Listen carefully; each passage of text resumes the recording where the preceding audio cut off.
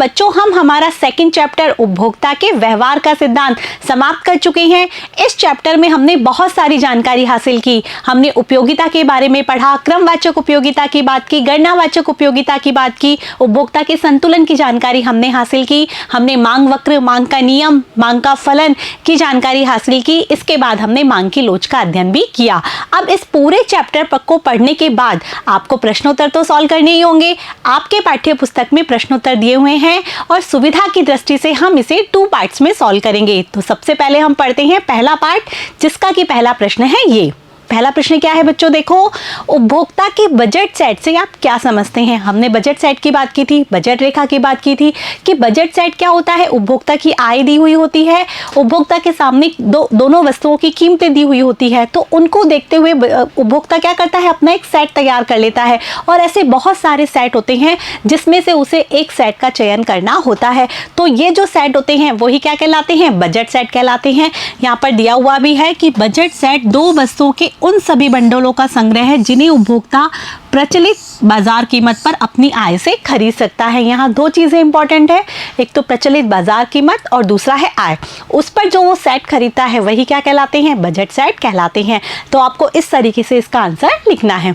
अगला प्रश्न देखते हैं। अगला प्रश्न है कि बजट रेखा क्या होती है। तो जैसे हमने बजट सेट पढ़ा, तो जो विभिन्न बजट सेट को क्या करती है, दर्शाती है, वही क्या होती है, बजट रेखा, जो कि उपभोक्ता की दी हुई आय और दोनों वस्तुओं की दी हुई कीमतों के आधार पर बनाई जाती है। तो यहाँ पर क्या लिखना है आपको आंसर, बजट रेखा उन सभी बंडलों का प्रतिनिधित्व करती है जिन पर उपभोक्ता की संपूर्ण आय क्या हो जाती है, व्यय हो जाती है। जो बजट रेखा होती है, किस तरीके से बनाते हैं हम बजट रेखा, इस तरीके से ए बी, यहाँ एक्स वस्तु और यहाँ वाई वस्तु। तो ये जो बजट रेखा होती है इस पर उपभोक्ता की संपूर्ण आय व्यय हो जाती है। ठीक है बच्चों, यदि इससे नीचे का बिंदु होता है तो इसका मतलब उपभोक्ता क्या कर रहा है, अपनी आय को बचा रहा है। और इसके ऊपर का बिंदु होता है तो वो उपभोक्ता नहीं खरीद सकता क्योंकि वो उसके बजट से बाहर है। तो बजट रेखा पर स्थित बिंदु अर्थात उपभोक्ता अपनी संपूर्ण आय को यहाँ व्यय कर रहा है। यदि ये वाले बिंदु का चयन करता है तो वो एक्स वस्तु पर अपनी आय को व्यय कर रहा है, सारी आय को। और यदि वो इस बिंदु का चयन करता है तो वाई वस्तु पर अपनी सारी आय को व्यय कर रहा है। तो आपको इस तरीके से इसका आंसर लिखना है और आप बजट रेखा का निर्माण भी कर सकते हैं। ठीक है बच्चों, अगला प्रश्न देखते हैं। अगला प्रश्न है कि बजट रेखा की प्रवणता नीचे की ओर क्यों होती है, समझाइए। अभी हमने बजट रेखा बनाई ना ऋणात्मक ढाल की, तो ये ऋणात्मक ढाल की क्यों होती है वो आपको यहाँ पर बताना है। तो हमने पढ़ा भी था कि जैसे ये बजट रेखा है हमारी ए और बी, ये x वस्तु है और ये y वस्तु है। ठीक है, तो हमने क्या देखा था कि यदि मानो उपभोक्ता x वस्तु की इस इकाई का और y वस्तु की इस इकाई का उपभोग कर रहा है, यदि वो x वस्तु की एक इकाई को बढ़ाता है तो उसे क्या करना पड़ेगा, y वस्तु की इकाई का त्याग करना पड़ेगा। यहाँ हमने x वस्तु की इकाई को बढ़ाया तो वहाँ उसको y वस्तु की इकाई का क्या करना पड़ा, त्याग करना पड़ा। इसीलिए बजट रेखा क्या होती है, ऋणात्मक ढाल की होती है। त्याग क्यों करना पड़ता है, क्योंकि उपभोक्ता की आय क्या होती है, सीमित होती है। यही यहाँ पर लिखा हुआ है और इसी तरीके से आपको इसका आंसर लिखना है और आप डायग्राम भी बना सकते हैं। क्या लिखा है, बजट रेखा की प्रवणता नीचे की ओर होती है क्योंकि बजट रेखा पर स्थित प्रत्येक बिंदु एक ऐसे बंडल को दर्शाता है जिस पर उपभोक्ता की पूरी आय व्यय हो जाती है। ऐसे में यदि उपभोक्ता वस्तु एक की एक इकाई अधिक लेना चाहता है तब वह ऐसा तभी कर सकता है जब वह दूसरी वस्तु की कुछ मात्रा को छोड़े। जैसे हमने देखा ना, x की एक्स्ट्रा इकाई लेना चाह रहा है तो उसे y की इकाई का त्याग करना पड़ रहा है। वस्तु 1 की मात्रा कम किए बिना वह वस्तु 2 की मात्रा को नहीं बढ़ा सकता क्योंकि इसकी जो इनकम है वो अलाउ ही नहीं करती है। वस्तु 1 की एक अतिरिक्त इकाई पाने के लिए उसे वस्तु 2 की कितनी इकाई छोड़नी पड़ेगी, ये किस पर निर्भर करता है, दोनों वस्तुओं की कीमत पर, क्योंकि दोनों वस्तुओं की कीमतें यहाँ पर दी हुई होती है तो उस पर यह निर्भर करेगा। ठीक है बच्चों, अगला प्रश्न देखते हैं। अगला प्रश्न है कि एक उपभोक्ता 2 वस्तुओं का उपभोग करने का इच्छुक है। 2 वस्तुओं का उपभोग करता है उपभोक्ता। दोनों वस्तुओं की कीमतें कितनी है, 4 रुपए और 5 रुपए। जो पहली वस्तु है उसकी कीमत है 4 रुपए और जो दूसरी वस्तु है उसकी कीमत है 5 रुपए। उपभोक्ता की आय कितनी है, 20 रुपए।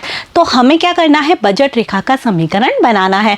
तो हमने जब बजट रेखा का समीकरण पढ़ा था तो आपको ध्यान है ना, हमने क्या पढ़ा था कि क्या करते हैं हम, पहली वस्तु की कीमत मल्टीप्लाई में दूसरी वस्तु की मात्रा प्लस दूसरी वस्तु की कीमत दूसरी वस्तु की मात्रा वो किसके बराबर होती है? उपभोक्ता की आय के बराबर होती है। ये समीकरण आपको अच्छे से याद कर लेना है, समझ लेना है। हम इसी समीकरण के आधार पर बहुत सारे प्रश्न यहाँ पर सॉल्व करने वाले हैं। पहला प्रश्न जो हो रहा है वो है बजट रेखा का समीकरण। तो समीकरण हम बना लेते हैं। पहली वस्तु की कीमत हमें दे रखी है 4, ठीक है। दूसरी वस्तु की कीमत हमें दे रखी है 5 और इस आधार पर आय कितनी है? 20। तो ये बन गया हमारा बजट रेखा का समीकरण। ठीक है बच्चों, समझ में आ गया? 4x1 plus 5x2 is equal then 20। ठीक है, आगे अगला प्रश्न देखते हैं जो कि इसी प्रश्न के आधार पर है। अगला प्रश्न क्या है? उपभोक्ता यदि अपनी संपूर्ण आय वस्तु 1 पर व्यय कर दे तो वह उसकी कितनी मात्रा का उपभोग कर सकता है? हमने यहाँ देखा कि उपभोक्ता के पास 2 वस्तुओं की कीमतें दी हुई हैं और आय दी हुई है। अब उपभोक्ता क्या करता है? अपनी सारी आय केवल पहली वस्तु पर क्या कर देता है? व्यय, और दूसरी वस्तु पर कुछ भी व्यय नहीं करता।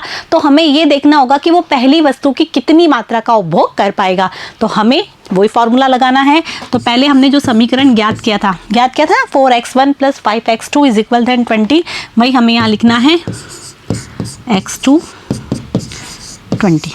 ठीक है, अब उसने बोला कि पहली वस्तु पर सारी कर देता है खर्च अपनी आय को और दूसरी पे कुछ भी नहीं करता है। तो हम क्या करेंगे? 4x1 5 0, दूसरी पे कुछ भी खर्च नहीं कर रहा है, पहली पे कितनी खर्च कर रहा है वो हमें ज्ञात करना है। 20, 4x1, 5 को यदि हम 0 से गुणा करेंगे तो 0 आएगा बराबर 20। अब हमें क्या ज्ञात करना है? x1। तो x1 बराबर 20 में हम 4 का भाग लगा देंगे, कितना आएगा? 5। तो वो पहली इकाई पर यदि अपनी सारी आय खर्च करता है तो वो पहली इकाई की कितनी मात्रा प्राप्त कर सकता है? 5। इसको हम ऐसे भी देख सकते हैं कि 20 तो उसकी क्या है? आय, और कीमत कितनी है? 4 रुपये। तो 20 में हम 4 का भाग लगा देंगे तो 5 अपने आप ही आ जाएगा। ठीक है बच्चों, समझ में आ गया? अब इसके आधार पर हम दूसरा प्रश्न देखते हैं। दूसरा प्रश्न है कि यदि वह अपनी संपूर्ण आय वस्तु 2 पर व्यय कर दे तो वह उसकी कितनी मात्रा का उपभोग कर सकता है? अभी वो 1 पर व्यय कर रहा था, अब वो क्या कर रहा है? सारी आय 2 पर व्यय कर रहा है, तो वो 2 की कितनी मात्रा का उपभोग करेगा? वही फॉर्मूला लगाएंगे हम यहाँ पर। 4x1 5x2 और 20। 4 हमें दूसरी पर वो अपनी सारी आय व्यय कर रहा है, पहली पर कुछ नहीं कर रहा है, इसलिए हम यहाँ पर 0 कर देंगे। और 5x2 20, ये 0 आ गया तो क्या बचा? 5x2 20, x2 20 में हम देंगे 5 का, तो कितना है? 4। अब वो यदि अपनी संपूर्ण आय दूसरी वस्तु पर व्यय करता है तो वो दूसरी वस्तु की 4 इकाइयों का उपभोग कर पाएगा। इसे हम वैसे भी देख सकते हैं कि 20 आय है और कीमत कितनी है? 5। तो 20 में हम 5 का भाग लगाएंगे तो 4 इकाई का वो उपभोग कर पाएगा। समझ में आ रहा है ना? बहुत ईजी है। आपके सामने क्या दे रखा है? समीकरण दे रखा है, केवल आपको उसकी जो वैल्यूज दे रखी हैं, जो फिगर्स दे रखे हैं, वो आपको इसमें फिट करने हैं। ठीक है, अगला प्रश्न देखते हैं। अगला प्रश्न एक है कि बजट रेखा की प्रवणता क्या है? तो बच्चों, हमने जब लेसन पढ़ा था तो हमने पढ़ा था ना कि बजट रेखा की प्रवणता, बजट रेखा का ढाल, स्लोप ऑफ बजट लाइन क्या होता है? दोनों वस्तुओं की कीमतों का अनुपात होता है। तो यहाँ दोनों वस्तुओं की कीमतों का अनुपात क्या होगा? P1 बटे में P2। तो पहली वस्तु की कीमत क्या है? 4, दूसरी वस्तु की कीमत क्या है? 5। यदि हम इसके अंदर भाग लगाएंगे तो क्या आएगा? 0.8। ये होगा बजट रेखा का ढाल। ठीक है बच्चों, ये तो आपको अच्छे से याद रखना है कि बजट रेखा का ढाल क्या होता है? दोनों वस्तुओं की कीमतों के अनुपात के बराबर होता है। अब हम अगला प्रश्न देखते हैं। अगला प्रश्न है कि यदि उपभोक्ता की आय बढ़कर क्या हो जाती है? 40 रुपए, परंतु कीमत अपरिवर्तित रहती है, तो बजट रेखा में क्या परिवर्तन होता है? अभी तक आय कितनी थी? 20 रुपए, अब क्या हो गई? आय बढ़ के कितनी हो गई है? 40। तो हमें देखना होगा कि बजट रेखा क्या परिवर्तित हो जाती है। तो अभी तक हमारा समीकरण क्या था? अब क्या हो जाएगा? कीमतें तो वही हैं, केवल क्या बदली है? आय। तो हमारा समीकरण हो जाएगा ये। ठीक है, अभी तक जो हमारी बजट रेखा थी वो किस तरीके से थी कि अभी जो उपभोक्ता है वो x वस्तु की कितनी इकाई का उपभोग कर पा रहा था? ये x वस्तु है, ये y वस्तु है। x1 वस्तु जो है x1 और y1, यहाँ y1 कर देते हैं हम, x1 और x2 कर देते हैं, x2 और ये x1। अभी तक उपभोक्ता x1 की कितनी वस्तु का उपभोग कर पा रहा था? 5 का। हमने पढ़ा था ना कि यदि सारी आय वो पहली वस्तु पर कर देता है खर्च तो वो 5 का, और यदि वो सारी आय किस पर खर्च कर देता है x2 पर, तो कितनी इकाई का उपभोग कर पा रहा था 4 का। तो इस तरीके से क्या हो रही थी, उसकी बजट रेखा हो रही थी।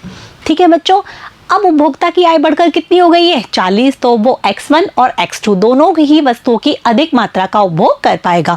तो हम यदि देखें x1, तो 4 में यदि हम 40 का भाग लगाएंगे तो कितनी 10 इकाइयों का उपभोग कर पाएगा x1 की, और इसी तरीके से यदि हम 40 में 5 का भाग लगाएंगे तो कितनी 8।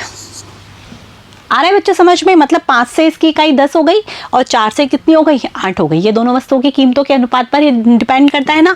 तो अब उसकी बजट रेखा ये हो गई।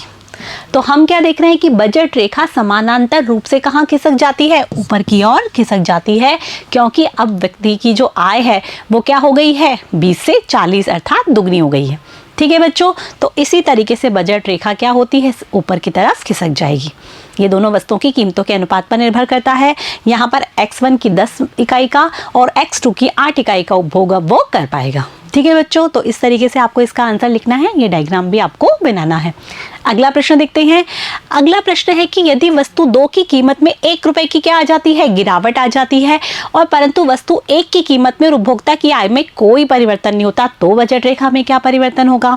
अभी हमारा समीकरण क्या था, 4x1 5x2 20, यही था हमारा समीकरण।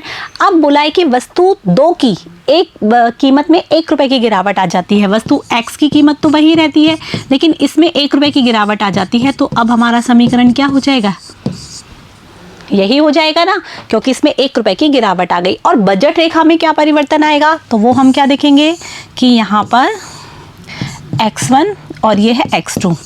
x1 की 5 इकाई का उपभोग कर रहा था उपभोक्ता, और x2 की 4 इकाई का उपभोग कर रहा था। अब यदि उसकी कीमत घट जाती है x2 की, अर्थात वो अब x2 की कीमत घटने पर x2 की अधिक इकाई का उपभोग कर पाएगा। 20 पे हम 4 का भाग लगाएंगे तो कितनी, वही 5 इकाई का उपभोग कर पाएगा। अर्थात अभी तक 4 का कर रहा था, अब कितने का करेगा 5 का। तो बजट रेखा इस तरीके से खिसक जाएगी। देख रहे हैं आप, y अक्ष पे ऊपर की तरफ खिसक जाएगी, x अक्ष पर कुछ भी प्रभाव नहीं पड़ेगा, क्योंकि x1 वस्तु की कीमत पर कोई परिवर्तन नहीं हो रहा है। केवल किसकी परिवर्तन हो रहा है, x2 वस्तु की कीमत में कमी आ रही है, इसीलिए ऊपर की तरफ खिसक जाएगी। अब उपभोक्ता x2 की अधिक इकाइयों का उपभोग कर पाएगा, जबकि x1 की इकाइयां वही रहेगी। ठीक है बच्चों, समझ में आ गया। इस तरीके से आपको इसका आंसर लिखना है। अगला प्रश्न देखते हैं। अगला प्रश्न है कि यदि कीमतें और उपभोक्ता की आय दोनों क्या हो जाती है, दुगनी हो जाती है, तो बजट सेट कैसा होगा। अभी तक हमने अलग अलग चीज़ें देखी हैं, अब इसने दोनों को ही दुगना कर दिया है। हमारा समीकरण था 4x1 5x2 और ये था 20। अब इसने कहा तीनों चीज़ें बदलकर दुगनी हो जाती है। ये हो जाता है 8x1, ये हो जाता है 10x2 और ये हो जाता है 40। तो बजट रेखा में क्या बदलाव आएगा, तो अब 8, 10, 40, तो यहाँ हम 2 कॉमन ले सकते हैं। 2 कॉमन लिया तो कितना आया, 4x1 5x2 20। ठीक है, तो हम क्या देख रहे हैं, वही वाली बजट रेखा आ गई ना दोबारा, तो वही बजट रेखा आएगी। बजट रेखा में कोई बदलाव नहीं होगा। यदि हम इसको ऐसे देखें तो 40 में हम 8 का भाग लगाएं तो वही x1 की 5 इकाई का उपभोग कर पाएगा, 40 में 10 का भाग लगाएं तो वही x2 की 4 इकाइयों का उपभोग कर पाएगा। तो यहाँ बजट रेखा में कोई बदलाव नहीं आएगा, बजट सेट वैसा ही होगा। ठीक है बच्चों, आगे देखते हैं। आगे है कि मान लीजिए कोई उपभोक्ता अपनी पूरी आय को व्यय करके वस्तु 1 की 6 इकाई, वस्तु 2 की 8 इकाइयाँ खरीदता है, और दोनों वस्तुओं की कीमतें कितनी है, 6 रुपये और 8 रुपये। तो उपभोक्ता की आय कितनी होगी। अब हमें क्या ज्ञात करनी है, उपभोक्ता की आय। तो हमारा फॉर्मूला क्या था, P1 x1 P2 x2, और ये हो गई उपभोक्ता की आय। अब हमें यहाँ पर सारी चीज़ें जो फिगर दिए हुए हैं उसको फिट करके उपभोक्ता की आय ज्ञात करनी है। पहली वस्तु की कीमत कितनी है, 6 रुपये। पहली वस्तु की कितनी इकाई का उपभोग कर रहा है, 6। दूसरी वस्तु की कीमत कितनी है, 8। दूसरी वस्तु की कितनी इकाई का उपभोग कर रहा है, 8। और ये हमें आय ज्ञात करनी है। तो 36 + 64 कितनी आ गई आय, 100 रुपये। ठीक है, क्या किया, केवल हमने फिगर फिट किए हैं और हमारा आंसर आ गया। अब हम अगला प्रश्न देखते हैं। अगला प्रश्न है कि मान लीजिए उपभोक्ता दो ऐसी वस्तु का उपभोग करना चाहता है जो केवल पूर्णांक इकाइयों में उपलब्ध है। दोनों वस्तुओं की कीमत 10 रुपए के बराबर है और उपभोक्ता की आय 40 रुपए है। तो हमसे पूछा गया है कि वे सभी बंडल लिखिए जो उपभोक्ता के लिए उपलब्ध हैं। तो बच्चों यहाँ पर उपभोक्ता की आय 40 रुपए दी हुई है और दोनों वस्तुओं की कीमतें 10 रुपए दी हुई है। तो हमें बताना है कि उपभोक्ता के सामने कौन कौन से सेट उपलब्ध होते हैं जिसे कि उपभोक्ता खरीद सकता है। यहाँ पर एक बात ध्यान देने योग्य ये है कि जरूरी नहीं है कि उपभोक्ता 40 के 40 रुपए खर्च करे, वो अपनी आय को बचा भी सकता है। हमें तो सारे सेट यहाँ पर लिखने होंगे, तो हम बनाते हैं वो सेट। यहाँ पर उपभोक्ता मैक्सिमम एक वस्तु की 4 इकाइयों का उपभोग कर सकता है। क्यों? क्योंकि उपभोक्ता की आय कितनी है 40 और वस्तु की कीमत कितनी है 10। तो यदि हम 40 में 10 का भाग लगाते हैं तो 4 आएगा, तो मैक्सिमम 4 इकाइयों का वो उपभोग कर सकता है। तो हम यहाँ पर सेट बनाते हैं। पहली वस्तु की 0, दूसरी वस्तु की 1।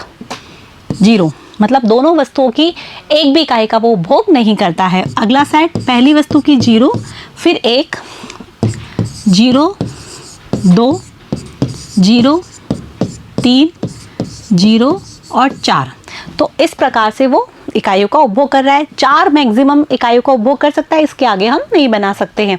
अगला देखते हैं, पहली वस्तु की 1 का करता है और दूसरी वस्तु की 0। 1, 1, 1, 2, 1 और 3। 3 और 1 4 हो गए, तो इससे ज़्यादा वो आगे नहीं बढ़ सकता। अगले हम देखते हैं 2, 0, 2, 1। कॉमा लगाते चले जाएंगे, 2 और 1 और नेक्स्ट है 2 और 2। 2 और 2 4, इससे ज़्यादा वो नहीं कर सकता। इसके बाद हम देखते हैं पहली वस्तु की 3 और दूसरी की 0, फिर अगली है 3 और 1। ठीक है, नेक्स्ट हम देखते हैं पहली वस्तु की 4 और दूसरी की 0। तो ये जो सारे बंडल हैं वो उपभोक्ता के लिए उपलब्ध हैं। वो इनमें से किसी भी बंडल का चयन कर सकता है। इन सभी बंडल में ये है कि वो उसकी उपभोक्ता की आय पूरी खर्च भी हो जाए या उसकी आय बच भी जाए। ठीक है, अगला प्रश्न देखते हैं। अगला प्रश्न है कि जो बंडल उपभोक्ता के लिए उपलब्ध हैं उनमें वे बंडल कौन से हैं कि जिसमें उपभोक्ता के पूरे 40 रुपए व्यय हो जाते हैं। अब आपसे पूछा ना वही चीज़ कि ये जो हमने सारे बंडल बनाए थे उसमें कुछ बंडल ऐसे हैं जिसमें उपभोक्ता के 40 रुपए खर्च हो जाते हैं और बाकी सारे बंडल ऐसे हैं कि उपभोक्ता इसमें से कुछ पैसे बचा लेता है। ठीक है, और कुछ तो जैसे 0 और 0 ऐसे हैं जिसमें कि उपभोक्ता के 1 भी रुपया खर्च नहीं होता। हमें वो बंडल बताने हैं जिसमें कि उपभोक्ता के 40 रुपए खर्च हो जाते हैं। तो वो बंडल कौन से हैं जिसमें कि उपभोक्ता 4 इकाइयों का उपभोग करता है। तो यहाँ पर हम देखते हैं 0 4 इकाइयों का उपभोग करता है, 1 और 3 4 इकाइयों का उपभोग, 2 और 2 4 इकाइयों का उपभोग, 3 और 1 4 इकाइयों का उपभोग और 4 और 0 4 इकाइयों का उपभोग। तो यहाँ उपभोक्ता के पूरे 40 रुपए खर्च होते हैं। तो ये सारे बंडल हम यहाँ लिख देंगे। 0 4 1 3 2 2 3 1 4 और 0। तो ये जो 5 बंडल हैं जिसमें कि उपभोक्ता के पूरे 40 रुपए व्यय हो जाते हैं। आगे बच्चों समझ में। अगला प्रश्न देखते हैं। अगला प्रश्न है कि एक दिष्ट अधिमान से आप क्या समझते हैं। तो बच्चों जब हमने लेसन पढ़ा था तब भी हमने बात की थी कि एक दिष्ट अधिमान का अर्थ क्या होता है कि उपभोक्ता हमेशा अधिक संतुष्टि प्राप्त करना चाहता है, अधिक मात्रा का उपभोग करना चाहता है, क्योंकि अधिक मात्रा का उपभोग उसे हमेशा अधिक संतुष्टि देगी।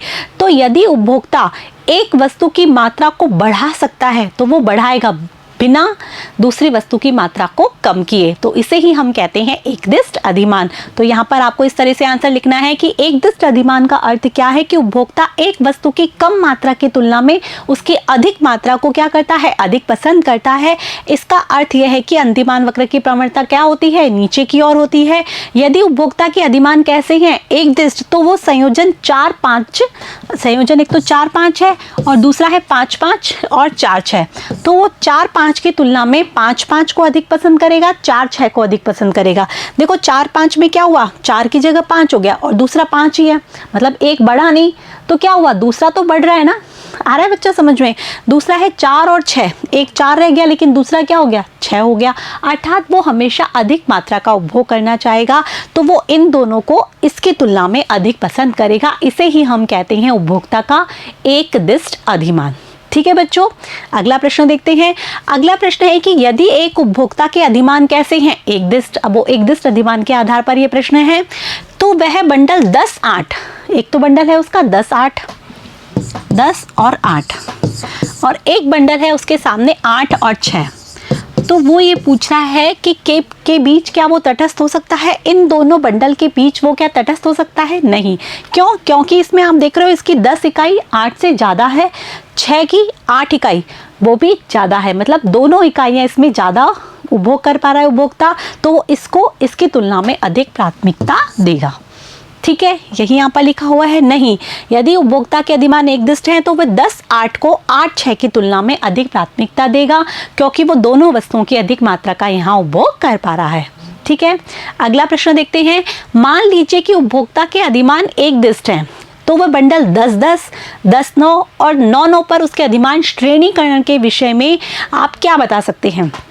श्रेणीकरण का अर्थ क्या होता है बच्चों, कि हमें क्या करना होता है, उसकी क्रम निर्धारित करना होता है कि सबसे पहले वो किसको प्राथमिकता देगा, उसके बाद वो किसको प्राथमिकता देगा, उसके बाद वो किसको देगा। तो हम यहाँ पर क्या देख रहे हैं, सबसे पहले वो ज़्यादा किस में उपभोग कर पा रहा है, 10, 10 में, तो सबसे पहले वो उसको प्राथमिकता देगा, उसके बाद वो 10, 9 को और उसके बाद 9, 9 को। तो यही यहाँ पर लिखा है कि वह 10, 10 को 10, 9 से अधिक तथा 10, 9 को 9, 9 से अधिक प्राथमिकता देगा, ये उसका प्राथमिकता का स्तर होगा। ठीक है बच्चों, अगला प्रश्न देखें। अगला प्रश्न है कि मान लीजिए कि आपका मित्र बंडल 5, 6 तथा 6, 6 के बीच क्या है, तटस्थ है। तो क्या आपके मित्र के अधिमान एकदिष्ट है? बिल्कुल नहीं है, क्योंकि हम देख रहे हैं 5, 6 और 6, 6, इसमें 6, 6 में 5, 6 की तुलना में अधिक मात्रा का वो उपभोग कर पाएगा, तो इसमें 6, 6 को वो उसको अधिक प्राथमिकता देनी चाहिए, लेकिन उसके अधिमान कैसे नहीं होंगे यहाँ पर, एकदिष्ट, क्योंकि वो दोनों के बीच में क्या है, तटस्थ है। तो इसी तरह इसका आंसर लिखना है नहीं, यदि उसके अधिमान एकदिष्ट होते तो वह 6, 6 को 5, 6 की तुलना में अधिक प्राथमिकता देता। ठीक है बच्चों, तो यहाँ पर हमारे 13 प्रश्न सॉल्व होते हैं। अगले पार्ट में हम आगे के प्रश्न सॉल्व करेंगे, तब तक आपको इन सभी प्रश्नोत्तर को अपनी कॉपी में नोट करना है। जो भी डायग्राम आपको बनवाए गए हैं उनको अपनी कॉपी में बनाना है, अच्छे से याद करना है, मेरे साथ बने रहना है, पढ़ते रहना है। Thank you.